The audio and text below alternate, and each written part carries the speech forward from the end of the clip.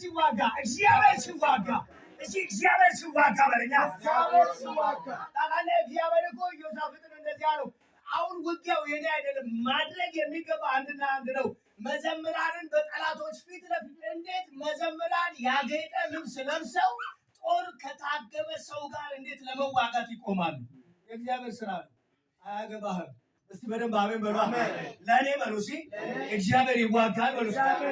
እግዚአብሔር ሲዋጋ በሉ እስኪ አትሻገርም የተባልኩትን በሉ እሻገራለሁ በሉ እስኪ በኢየሱስ ስም። በዚህ ወር በእውነት ይኸው እናንተ ሳትሆኑ እግዚአብሔር ተዋግቶ ነጥቆ ይስጣችሁ። የእናንተ የሆነው ነገር በኢየሱስ ስም ነጥቆ ይስጥህ። ጤና ቢሆን ይመልስልህ፣ ምርኮ ቢሆን ይመልስልህ፣ ክፉ ሰዎች የመከሩብህ ነገር ቢሆን እሱ ተዋግቶ ያፍረስልህ። እሺ ይፈርሳል በለኛ። ሃሌሉያ! በኢየሱስ ስም ይፈርሳል። ለዚህ እኮ ነው መጽሐፍ ቅዱስ የሚለው ምንድነው? የጦር ዕቃችን ብርቱ ነው ይልና ለምን ሲባል ምሽግን ለማፍረስ። እስቲ በደንብ አሜን በሉ። የትኛውን ምሽግ ብላችሁ መጽሐፍ ቅዱስን ደግሞ ስትጠይቁት እንደዚህ ይላል፣ በእግዚአብሔር ሐሳብ ላይ የሚነሳውን ይልና የሰውን ሐሳብ እስቲ የሚል ቃል የእግዚአብሔር ቃል። እስቲ በደንብ አሜን። ለሁሉ መልስ አለ። ምሽግን ለማፍረስ የጦር ዕቃችን ብርቱ ነው። ብርቱ ነው። የኔ የጦር ዕቃ ብርቱ ነው። በማንም ሊልፈሰፈስ አይችልም። ምክንያቱም የኔ ስላልሆነ የጦር ዕቃ የራሱ ኢየሱስ ስለሆነ እሱ ብርቱ ነው። እስቲ እሱ ብርቱ ነው በለዋስ። በኢየሱስም ዛሬ ቀን እግዚአብሔር ይዋጋላችሁ። ዛሬ አንድ ጥቂት ቃል በጣም በብዙ ፈተና ውስጥ የምትከተል እንደገና ደግሞ በብዙ ሁኔታ ውስጥ ደግሞ ነገሮቻችንን የምታበላሽ ጥቂት ነገርን እናገርና እንጸልያለን። ቶሎ ብሎ የሚመልስልኝ እባርከዋለሁ። ቶሎ የሚመልስልኝ የተቆሳጠረ ሰው ካለ ሳቁ። ዛሬ እሑድ ነው። አስቴር ሰላም ነው? ሁሉ ደህና? እግዚአብሔር ይመስገን። ሳቁ። ያልሳቀ ካለ በግድ ነው ማሳቅ። ያለበለዚያ እዚህ ጋር ስቄ አስቅሻለሁ። ኢየሱስ እሱ ያድናል። እስቲ በደንብ አሜን በሏ። እውነቴን እኮ ነው የምላቸው። ይህችን መልስ የመለሰልኝ በጣም በአብርሃም በረከት አለ። በክርስቶስ ኢየሱስ ያለው በረከት እንዲበቃባችሁ እጸልያለሁ። ከአንገት በላይ ስንት ቀዳዳ አለ? ቶሎ የሚመልስ ከአንገት አንዳንዱ ይቆጥራል። ከአንገት በላይ ስንት ቀዳዳ አለ?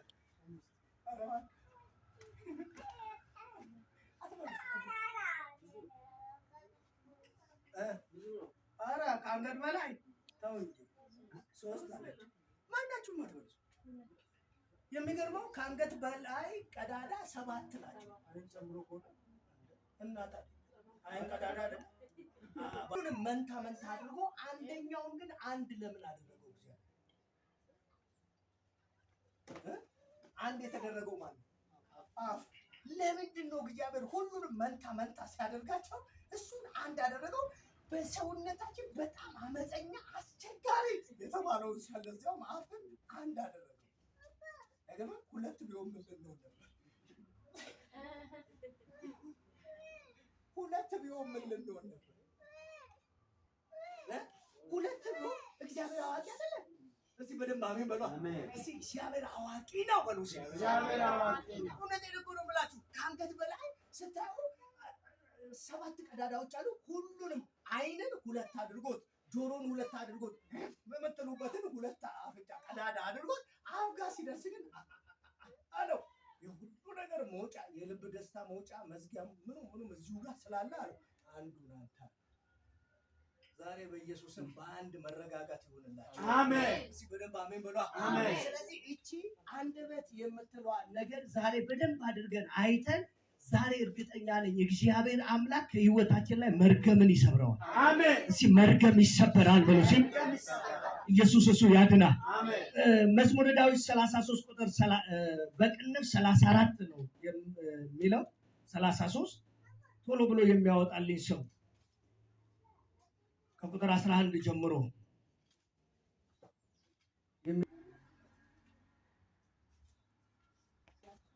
አዎ 33 ምዕራፍ 33 በቅንፍ 34 ወር ደግሞ 34 ቁጥር 11 እንደ በጎች ሊበሉ ሰጠኸን፣ ወደ አሕዛብም በተበተነን ሕዝብን ያለ ዋጋ ሰጠን። አይደል? እሱ አይደል 34 እሺ፣ ያንተም በቅንፍ 34 በቅንፍ 34 እንደዚህ ነው የሚለው። በቅንፍ 34 ቁጥር 11 ላይ ልጆች ሆይ በ33 ነው ማለት ነው። 33 11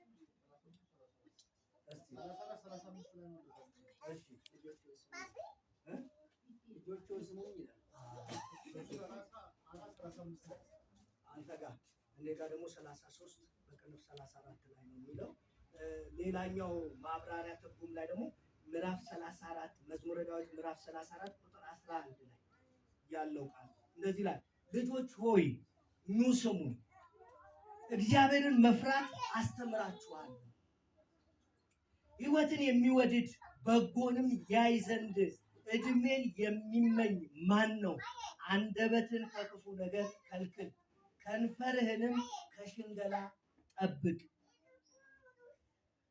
ልጆች ሆይ ኑ ስሙኝ፣ እግዚአብሔርን መፍራት ምን እላችኋለሁ? አስተምራችኋለሁ።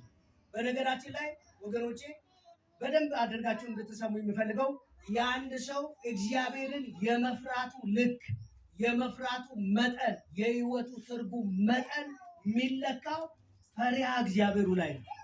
ፈሪሃ እግዚአብሔር አለው ሲል አንድ ሰው ህይወቱን ምን ይላታል? ይጠብቃል። ስለዚህ መዝሙረኛው ዳዊት ሲናገር ምን እያለ ነው? እባካችሁ መጀመሪያ እንድትሰሙኝ እፈልጋለሁ፣ እግዚአብሔርንም ደግሞ መፍራት አስተምራችኋለሁ። ምን እላችኋለሁ? አስተምራችኋለሁ። ስለዚህ የሰው ትልቁ ነገር መለኪያው በትክክለኛ ሰው እግዚአብሔርን ሪል ይፈራል ሲባል ምኑን ነው የሚጠብቀው? አንደበት። ፈሪሃ እግዚአብሔር የሚጀምረው ከአንደበት ነው። ፈሪሃ እግዚአብሔር የሚጀምረው በነገራችን ላይ ሰይጣን ስለሚያውቅ ብዙውን ሰው የተሻለ ጸሎት እንዳይጸልይ። ጸሎት ሲጸለይ በምንድን ነው የሚጸለየው? በመንፈስ ነው የሚጸለየው። በመንፈስ ይጸለያል። ስንጸልይ የምንተገብረው በምናችን ነው? በአንደበታችን። አብዛኞቻችን ጸሎታችንን እንደሚገባ አውጥተን እንዳንጸልይ ያደርገናል። አውጥተን ቃል እያወጣን የእግዚአብሔርን ቃል እንደሚገባ እያወጣን እንዳንናገር ያደርገናል። ስለዚህ በኢየሱስ ስም እግዚአብሔርን መፍራት በህይወታችን ላይ ይጨምራል። እስቲ እግዚአብሔርን መፍራት በሉ እስቲ፣ በህይወታችን በሉ እስቲ ይጨምራል በሉ እስቲ። ስለዚህ የዳዊት ትልቁ ነገሩ እየነገራቸው ያለው ነገር ምንድነው? እግዚአብሔርን መፍራት ኑ ላስተምራችሁ ካለ በኋላ እንደዚህ ይላል፣ ህይወትን የሚወድ በጎን ያይ ዘንድ ዕድሜን የሚመኝ ሰው፣ ረጅም ዕድሜን የሚመኝ ሰው ማን ነው?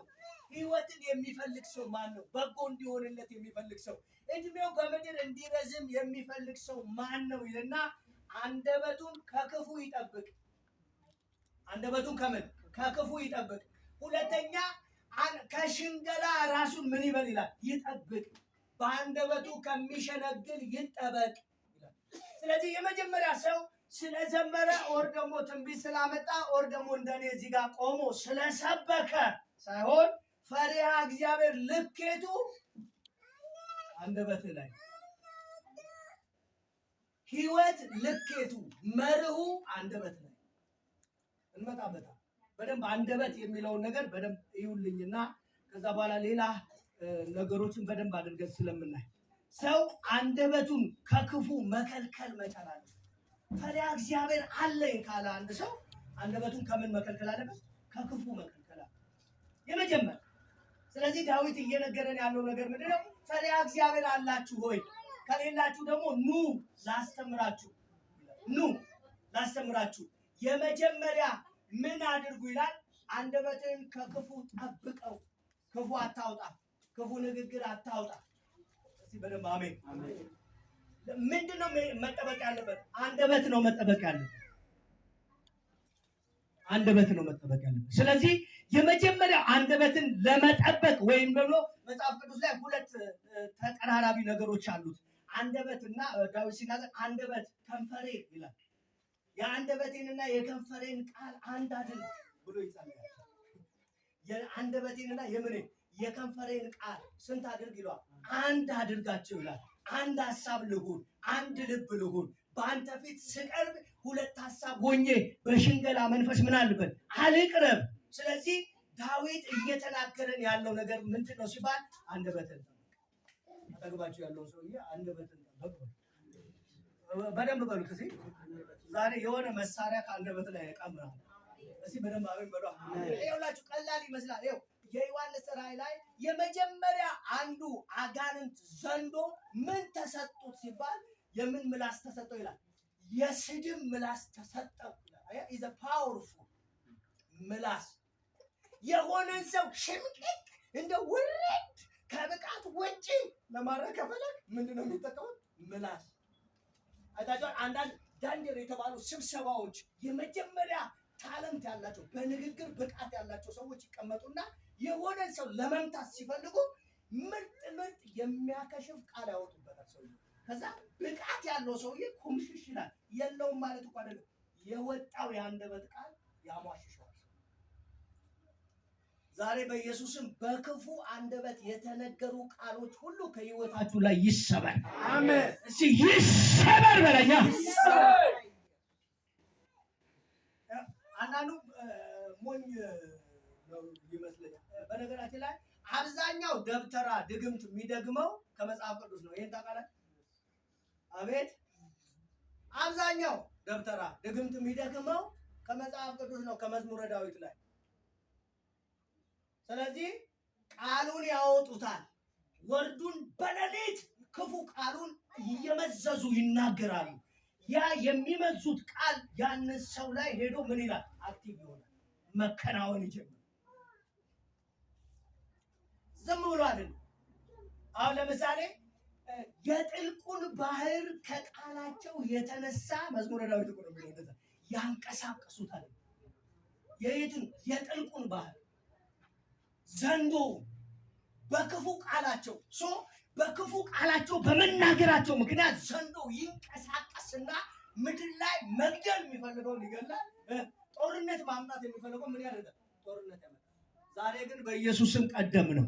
አሜን። እስቲ በኢየሱስም ቀደምኩት በሉ። በኢየሱስም ቀደም። አረ በደንብ በሉ። እሺ በኢየሱስም ቀደም። ስለዚህ የመጀመሪያ ፈሪሃ እግዚአብሔር የሚጀምረው ከአንደበት ነው። ስለዚህ አንደበትን ከክፉ ከልክለው። ሁለተኛ ከአንደበት ሽንገላ ንግግር አቁም፣ አትሸንግል። ረጅምን ዕድሜ የምትፈልግ ከሆነ ፈሪሃ እግዚአብሔር ከአንተ ጋር አለወቱ እንዲቀጥል ከፈለግ የመጀመሪያ ከክፉ አንደበትን መጠበቅ። ሁለተኛ ምን ማድረግ ነው ሲባል ትልቁ ነገር ከሽንገላ ራስን መጠበቅ። ይቦ ሰላም ነው። እዚሁ ነሽ እየሄድሽ እንደሆነ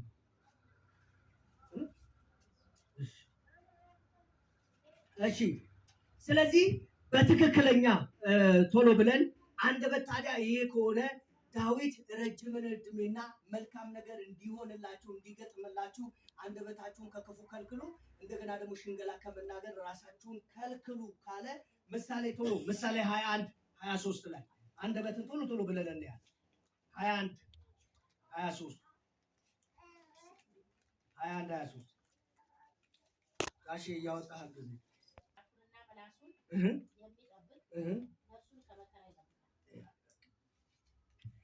ትርጉሙ እንደዚህ ይላል።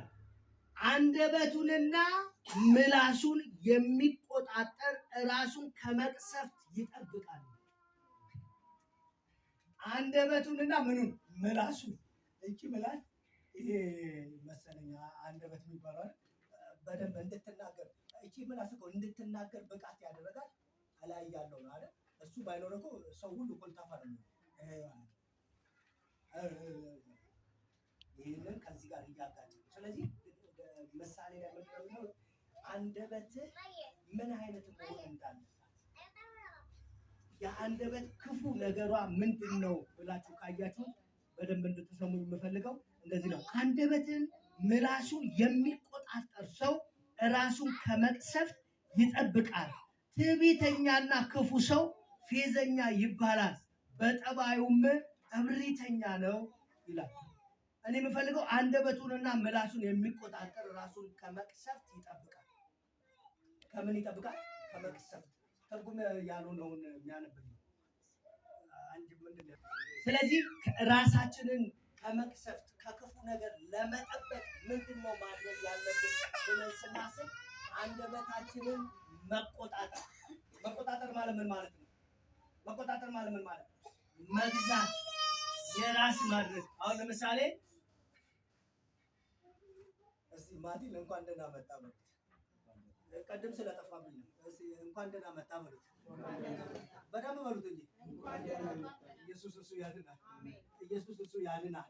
አሁን ለምሳሌ ድንገት ቁምሳ ተነስቶ የሆነ ነገር በቃ አንተ ብሎ ደግሞ ፓስተር ምናምን ብሎ የሆነ ነገር ሲደርስ እኔም ደግሞ ነዶኝ ምን ብሎኝ ምን ላድርግ ነዶኝ ነው እንላለን አይደል? ነዶኝ እኔ ደግሞ የሆነ ነገር ላወጣ ስል ኮንትሮል ማድረግ ነው። ክፉ ቃል ክፉ ወሬ ላለማውጣት እሱ ያደረገው ነገር ልክ ሊሆንም ላይሆንም ቢችል እኔ ግን ላወጣ ያልኩትን የአንደበት የክፉ ቃላቶችን ነገሮች ምን ማድረግ ነው? መቆጣጠር፣ መግዛት፣ ክፉ ነገር ከመናገር መቆጣጠር። እስቲ በደንብ አሜን። ስለዚህ ማን ነው አንደበቱን የሚቆጣጠር ችሎታ ያለው የሚጠብቃት አንደበቱን ማን ነው እያለ ነው። ማን ነው ከክፉ የሚጠብቀው? ብዙ ሰው የአንደበቱን ፍሬ ነው የሚበላው። በነገራችን የትጋቱን ፍሬ አይደለም የሚበላው። ብዙ ሰው የአንደበቱን ፍሬ ይበላል። ምክንያቱም አንደበት ክፉ ስለሆነ። ዛሬ ግን በኢየሱስ ስም ምርኳችን ይመለሳል። እስቲ ዛሬ በሉ እስቲ በአንደበቴ ምክንያት የወጣውን ነገር እመልሰዋለሁ በሉ እስቲ እመልሳለሁ በሉ እስቲ አንደበቴን እቆጣጠራለሁ በሉ እስቲ ኢየሱስ ያድናል። አሜን።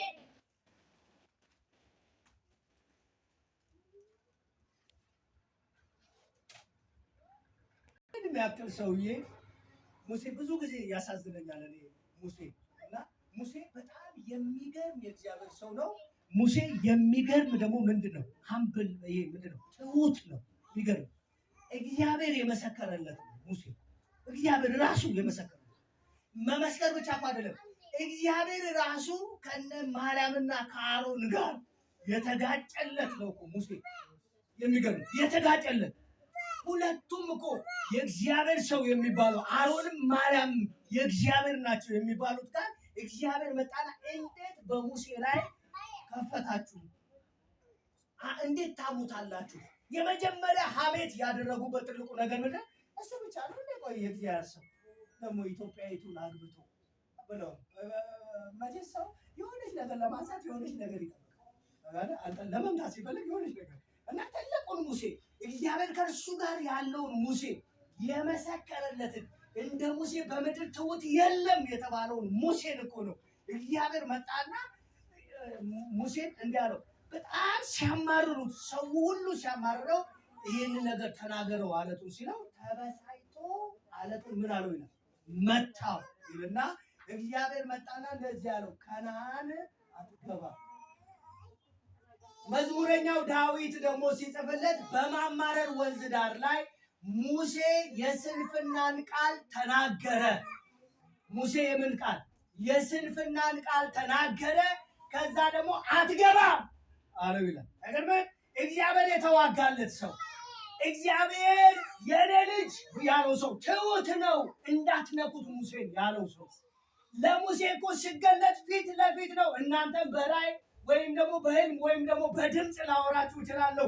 ነገር ግን አለ ሙሴን ግን ፌስ ቱ ፌስ ነው፣ ፊት ለፊት ነው የምናወራው። እንዴት በሙሴ ላይ እንዲህ ልትናገሩ ትችላላችሁ በሚባለው በትልቁ ሙሴ እግዚአብሔር ጨከነበት። ለምን ሲባል በዓላማው ላይ ስለመጣ። እግዚአብሔር እንደዚህ ነው ያለው፣ በህዝቡ ፊት አላከበርከኝም።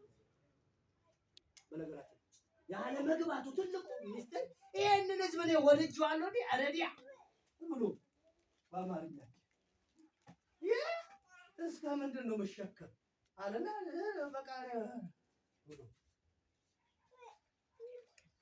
እዛ ዘውልቁ ላይ ካነበባቸው እንደዚህ ይላል። ሙሴ ደግሞ በእግዚአብሔር ፊት ምን አለ ይላል? ጸለየ፣ እባክህ ማረኝ፣ ይቅር በለኝ፣ ልግባ ሲለው ከእንግዲህ ይህችን ጥያቄ ምናምን እንዳጠይቀኝ አትገባ፣ ውሳኔ ነው አለ። አንዳንድ ሰዎች እግዚአብሔር ሲወስንባቸው በቃ ይወስንባቸው ምን ነው ወስተራላችሁ። አንዳንዴ እግዚአብሔር ብሎ የፈለከው ምርጡ ከሙሴ አትበል። እንደ ሙሴ መገለጥ ፌስ ቱ ፌስ ያየ ሰው ብትፈልግ ሙሴ እግዚአብሔር ፌስ ቱ ፌስ ያዋራ ሙሴ ትሁት ደግሞ ብትለው ትህትና እንደሱ ያለ ሰው ህዝቡን ከምትወስድ እኔን ውሰድ የሚል ጀግና ግን በአንደበቱ ምክንያት በምኑ ምክንያት በአንደበቱ ምክንያት አትገባም ጸልዋል ልግባ እባክህ ሲለው ኖ ወስኛለሁ። ስለዚህ ምን ማለት ነው? በስንፍና በተለያየ ችግር ምክንያት ሙሴ ባወጣው ቋንቋ አትገባም ከተባለ አንተን እንካስ እንዴት ልትሆን? ስለዚህ አንደበትን ምን ማለት መቆጣጠር። አጠገብ ላለው ሰው አንደበትን ተቆጣጥረው የሆነ ችግር ሲደርስብህ በሉት የመጀመሪያ በሉት አንደበትን ተቆጣጠር በሉት። አንደበት እስቲ አንደበት በሉ እስቲ ምላስ በሉ አንዳንድ ሴቶች ታውቃለች። አንዳንድ ሴቶች ለሴቶች ሲናገር እሷን ምላሷን አልችልም ይላሉ። አንዳንዶች ምኗን አልችልም ምላስ አንዴ ተረክ ካረገችው እሺ ነው የምትመልሰው። ከዚህ ይመልሳችሁ እስቲ በደንብ አሜን። እኛ ክርስቲያን ነን። እስቲ እኔ ክርስቲያን ነኝ በሉ። እንደፈለኩ መናገር አልችልም በሉ። እንደምን መናገር አንችልም? እንደፈለግን መናገር አንችልም። ምሳሌ ምዕራፍ 15 ቁጥር 14 ላይ ቶሎ እሺ 15 እርጉም ያልሆነ የሚያነብልን እሺ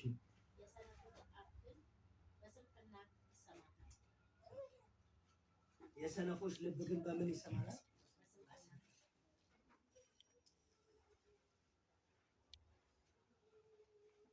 ትርጉም ያለው ነው። ትርጉም የሆነው እኔ ጋር ያለው እንደዚህ ይላል። አስተዋይ ልብ እውቀትን ይሻል፣ የተላላ አፍ ግን ቅልነትን ያመነጫል። ቅልነትና እንደዚህ ትርጉም ቅልነትን ያመነዥጋል። ቅልነትን ማለት ሞኝነትን ለማለት ተላላ ሰው ኢየሱስ እሱ ያድናል። እስቲ በደንብ ኢየሱስ ያድናል በሉ እስቲ ሃሌሉያ። ስለዚህ እንደሚገባ የእግዚአብሔርን ቃል ስንሰማ በትክክለኛ ማንነት ደግሞ ከእግዚአብሔር ጋር ያለውን ማንነታችንን ስናይ የመጀመሪያ ልንጠብቀው የሚገባው ምናችንን ነው ሲባል አንደበታችንን ነው። ምናችንን ነው? እሺ 18 ላይ ምዕራፍ 18 ቁጥር 21 ላይ አንደበት የሞትና የሕይወት ኃይል አላት፣ የሚወዷት ፍሬዋን ይበላሉ። አንደበት ምንና ምን አላት? ሕይወትና ምን አላት? ሞት የሚባል ነገር አንደበት እጅ ነው ያለው። ሞትም በአንደበት እጅ ነው፣ ሕይወትም በምን እጅ ነው? በአንደበት እጅ ነው ይልና የሚወዷት ፍሬዋን ይበላሉ። አንብብላችሁ ቁጥር 20 ስታነቡ እንደዚህ ይላል፣ ሰው በአንደበቱ ፍሬ ሆዱ ይጠግባል። ሰው በአንደበቱ ፍሬ ሆዱ ይጠግባል፣ በከንፈሩም ምርት ይረካል። በከንፈሩ ምርት ምን ይላል? ይረካል ይልና አንደበት የሞትና የሕይወት ኃይል አላት፣ የሚወዷት ፍሬዋን ይበላሉ ይላል። ይዋም ይልኛ እንጂ ያለው ተርጉም ስላለ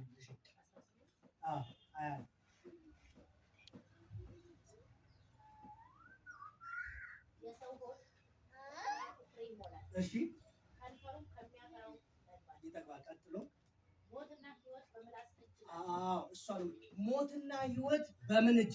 በምላስ እጅ ናት። እሺ የሚወዷት ሰዎች ፍሬዋን ይበላሉ። ዛት ምን ማለት ነው? የሚወዷት ማለት ሕይወትን የሚወድ ሰው በምላሱ ምክንያት ሕይወት ይበላል። ሞት የሚባለው ነገር የሚወዳት ሰዎች ናቸው። አንደበትን እንደሚገባ ያልተረዱ ሰዎች ወደ ሞት ሕይወት ይጓዛሉ። ስለዚህ አንደበት እጅ ላይ ምን አለ? አንደበት ኃይል ላይ ምን አለ? ሞትም ሕይወትን በአንደበት። እስቲ በደንብ አሜን።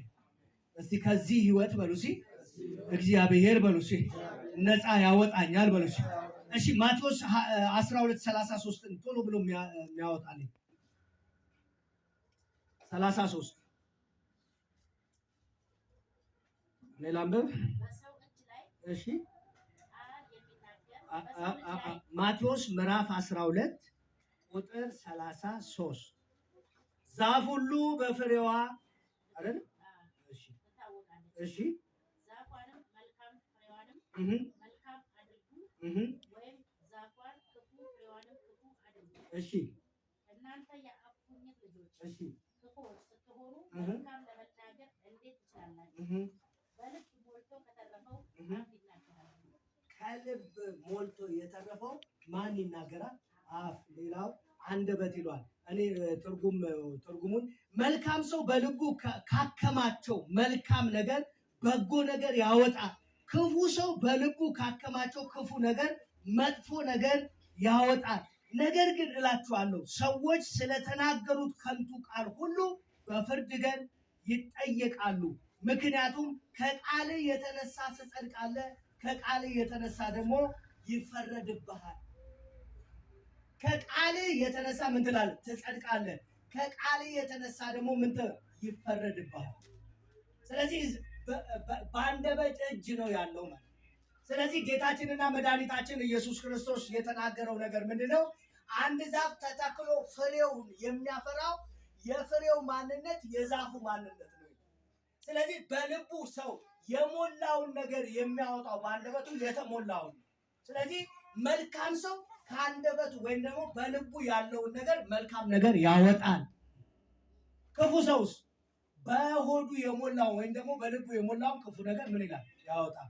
ዛሬ እንዲህ ብዬ ጸለይኩላችሁ። ክፉ የወጣባችሁ ነገር ሁሉ የፈረሰ ይሁን። እስቲ የፈረሰ ይሁን በሉ። እስቲ ኧረ በደንብ በሉት። እስቲ ደግማችሁ በሉት። እስቲ በጌታ በኢየሱስ ስም የፈረሰ ይሁን። እስቲ በደንብ አሜን በሉ። ሃሌሉያ